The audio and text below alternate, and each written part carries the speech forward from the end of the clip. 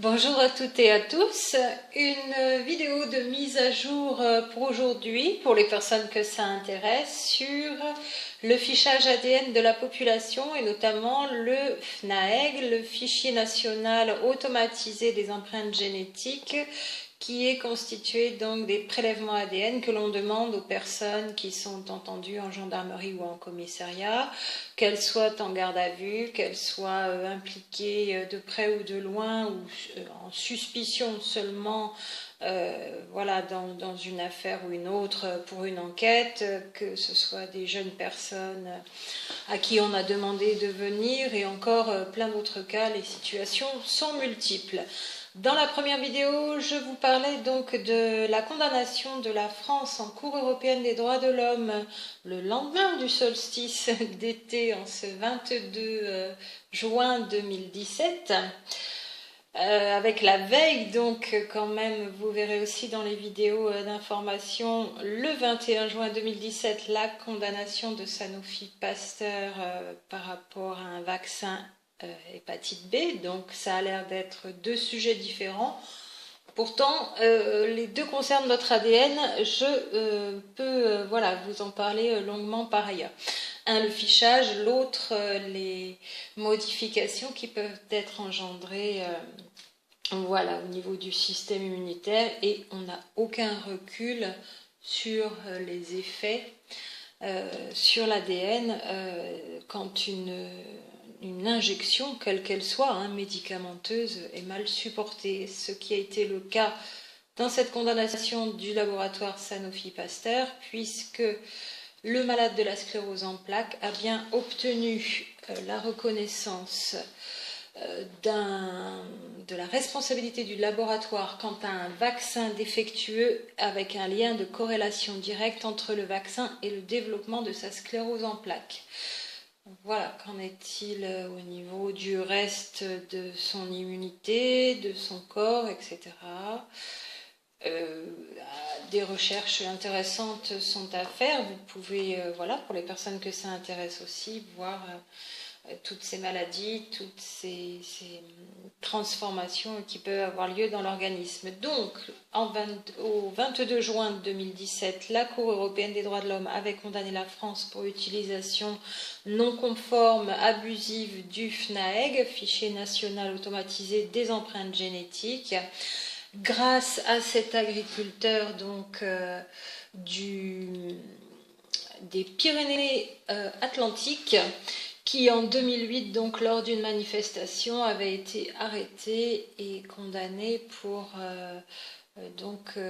des altercations avec les forces de l'ordre lors d'une manifestation. Il n'avait pas fait appel par rapport à la condamnation en principal pour cette altercation avec les forces de l'ordre. Par contre, il avait fait appel par rapport à son refus de prélèvement d'ADN et pour lequel il avait été condamné. Il a été de nouveau condamné en appel, il a formé un pourvoi en cassation, ce pourvoi a été refusé, il est donc allé avec ses avocats directement en Cour européenne des droits de l'homme et a obtenu un arrêt de la CEDH qui porte son nom, donc vous le verrez dans les articles, un arrêt donc de la Cour européenne des droits de l'homme au 22 juin 2017 qui condamne la France par rapport à une utilisation abusive du fichier du FNAEG, avec toutes les conséquences que ça a, voilà, pour tous les pays qui font partie de l'Europe au niveau judiciaire. Donc ça n'est pas la même Europe que l'Europe économique. Des nouvelles donc aussi, alors c'est tout récent et vraiment je voulais vraiment vous faire la vidéo tout de suite en ce 13 juillet puisqu'il y a cette fameuse personne Julie qui avait refusé aussi le fichage ADN et qui voyait une audience donc statuer sur ce refus ce 13 juillet, donc aujourd'hui, et en avant-première, je peux vous confirmer qu'elle a été relaxée. Son jugement a eu lieu aujourd'hui et j'ai eu l'info aussi tout à l'heure aujourd'hui. d'une autre confédération paysanne, puisque elle, c'est la confédération paysanne Ardèche qui la soutenait. Et Relax pour Julie, donc en Ardèche, militante confédération paysanne, donc faucheuse volontaire. Elle avait été convoquée un 13 juin 2017. Ça, c'était l'audience au tribunal de Privas. Et le délibéré du jugement, un mois après, donc aujourd'hui 13 juillet 2017, a prononcé la relaxe. Donc c'est une très bonne nouvelle et c'était important dans cette vidéo que je puisse vous en faire part tout de suite parce que finalement relax et condamnation commencent à arriver. C'est assez nouveau, jusqu'à maintenant tout le monde était condamné, les relax, il y en avait eu, mais quand même de très rares, et ici particulièrement les faucheurs donc d'OGM, il y a eu beaucoup de faucheurs condamnés dans leur activité militante et de lanceurs d'alerte. Donc dans cet article,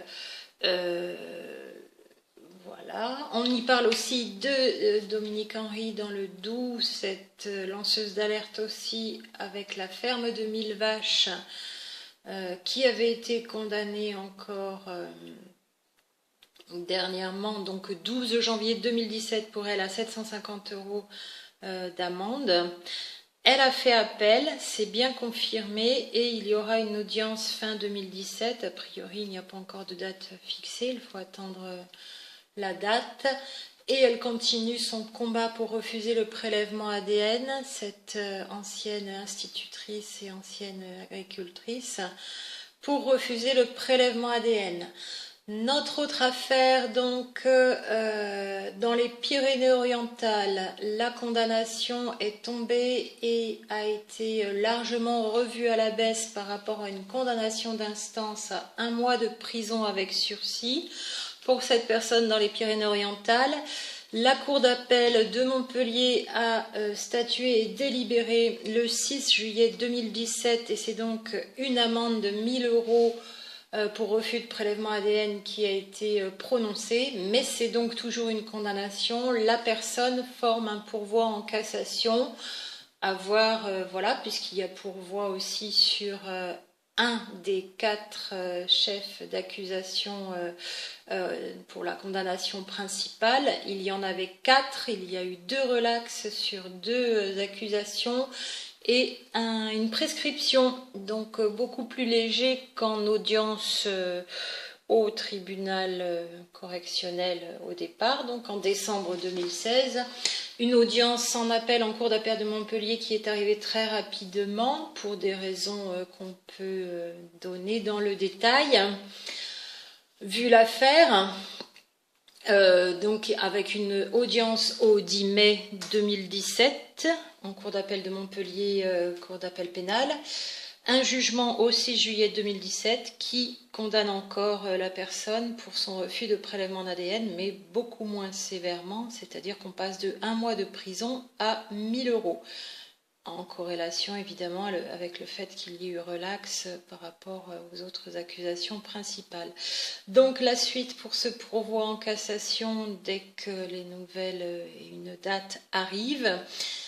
Et encore donc après Julie, Dominique, on pourra parler de Annick Philippe au Mans qui avait été interviewée dans LMTV Sarthe, donc cette télé secondaire. Si quelqu'un a des informations, que vous soyez à la Confédération Paysanne, Ligue des droits de l'homme, vous qui écoutez cette vidéo, est-ce qu'Annick Philippe avait continué dans son refus de prélèvement ADN? Je ne trouve pas d'autres informations. Voilà, en plus de l'agriculteur des Pyrénées-Atlantiques qui a obtenu la condamnation, je voudrais vous montrer juste cet article du site alterinfo.net. Le fichage ADN de la population française continue. Des choses que même moi, je n'aurais pas imaginées. Ce fichage progresse sous tous les prétextes, les uns pour la santé, dépister la trisomie 21 chez les femmes enceintes, dépister le cannabis chez les jeunes, les uns contre les militants politiques, anti-OGM, anti-nucléaires, syndicalistes, les militants contre la loi travail, les uns juste parce qu'ils n'ont pas la bonne couleur de peau. Voilà l'introduction de cet article sur Internet. Toute la population française est en voie d'être fichée et envoyée à Bruxelles, qui analyse les données et l'envoie à l'ONU, qui veut réduire la population. C'est un autre article à voir. Voilà, je laisse les auteurs dans la responsabilité de ce qu'ils avancent là. C'est alterinfo.net. Un Français sur 6 a son ADN fiché sans qu'il soit informé. Article de Slate. Le fichage ADN des femmes enceintes sous prétexte de détecter la trisomie 21.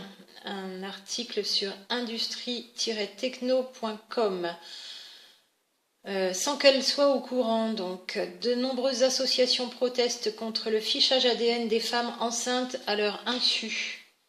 Bon... C'est une information que j'avais pas, je l'apprends aussi.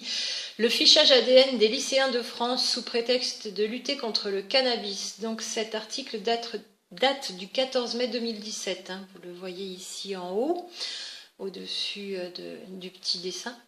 Je ne sais pas ce qu'il fait là, ce mouton. Il est ni blanc ni noir, on va pas savoir. Voilà le fichage ADN des lycéens sous prétexte de lutte contre le cannabis.